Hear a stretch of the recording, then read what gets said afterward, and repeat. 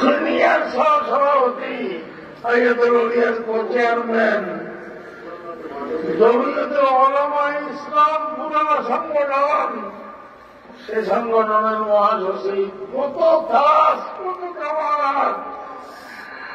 এখন এই সমস্ত জিম্মাদারিকে পালন করবে। মানুষ তৈরি করিয়ে দেন, মানুষ তৈরি করিয়ে দেন। আমার কত মুখলেস মানুষ, আবার উনি আনবে মাঠের লাগে উনি শাহসভা ছিলেন, অনেক কাজ করেছেন। ইসলাহে নফসের সিলসিলায় অনেক কাজ করেছেন। মুফতি মাহমুদ হাসান গাঙ্গুহি সেগুলোর সম্পর্ক ছিল, খলিফা ছিলেন, এবং আরো অনেকের সাথে আল্লাহ তরিকত শরীয়ত জাহের বাতেন আল্লাহ তারা সবকিছু ওনার ভিতরে জমা করিয়ে দিছে।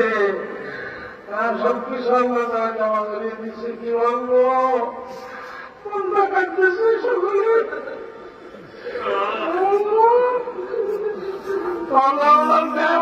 আমাদেরকে দান করেন। উনি যে কাজ করে গেছেন ওই কাজ থেকে আমাদেরকে শিক্ষা লাভ করার তৌফিক দান করেন। আল্লাহ উনার অনুসারী হিসেবে আমাদেরকে দ্বীনের জন্য সেবা সাবার হওয়ার তৌফিক দান করেন আল্লাহ। এবং উনি কোন বাতিলের সাথে আপোষ করেন নাই, উনি হকের উপর ছিলেন।